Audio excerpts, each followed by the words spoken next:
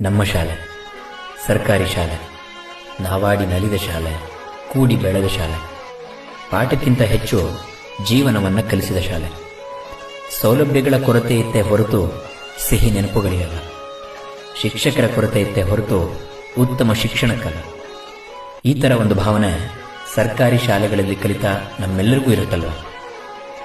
ಕೆಲವು ವರ್ಷಗಳ ಹಿಂದೆ ಶಾಲೆಯ ತುಂಬ ಸೌಲಭ್ಯಗಳು ತುಂಬಿರ್ತಿರಲಿಲ್ಲವಾದರೂ ವಿದ್ಯಾರ್ಥಿಗಳು ತುಂಬಿರ್ತಿದ್ರು. ಆದರೆ ಈಗ ತಕ್ಕ ಮಟ್ಟಿನ ಸೌಲಭ್ಯಗಳಿದ್ದರೂ ಕೂಡ ವಿದ್ಯಾರ್ಥಿಗಳಿಲ್ಲದೆ ವರ್ಷ ಕಳೆದಂತೆ ಸರ್ಕಾರಿ ಶಾಲೆಗಳು ಮುಚ್ಚೋಗ್ತಾ ಇದ್ದಾವೆ. ಕಾರಣ ಇವತ್ತಿಗೆ ಶಿಕ್ಷಣ ಒಂದು ವ್ಯಾಪಾರ ಅಷ್ಟೇ. ಖಾಸಗಿ ಶಾಲೆಗಳು ಎಜುಕೇಷನ್ನ ಹೆಸರಿನಲ್ಲಿ ಜನರನ್ನ ಸುಲಿಗೆ ಮಾಡ್ತಾ ಇದ್ರು. ಪೋಷಕರಿಗೆ ಈ ಶಾಲೆಗಳ ಮೇಲಿರೋ ವ್ಯಾಮೋಹ ಕಡಿಮೆಯಾಗಿಲ್ಲ, ಕಡಿಮೆಯಾಗೋದೂ ಇಲ್ಲ. ಇದೊಂದೇ ವರ್ಷದಲ್ಲಿ 600ಕ್ಕೂ ಹೆಚ್ಚು ಶಾಲೆಗಳು ಮುಚ್ಚಿ ಹೋಗಿದ್ದಾವೆ. ಇಲ್ಲಿವರೆಗೂ 25ಕ್ಕಿಂತ ಕಡಿಮೆ ವಿದ್ಯಾರ್ಥಿಗಳಿರೋ ಅದೆಷ್ಟೋ ಸಾವಿರ ಶಾಲೆಗಳು ಸ್ತಬ್ಧವಾಗಿದ್ದಾವೆ.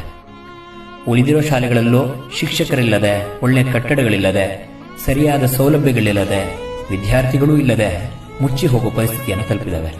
ಎಲ್ಲೆಲ್ಲೋ ಹಣ ವ್ಯಯಿಸುವ ಸರ್ಕಾರಗಳು ಈ ಸರ್ಕಾರಿ ಶಾಲೆಗಳ ಕಡೆಗೆ ಗಮನ ಹರಿಸಿದರೆ ಸಮಸ್ಯೆಗಳು ಬಗೆಹರಿಬಹುದೇನೋ.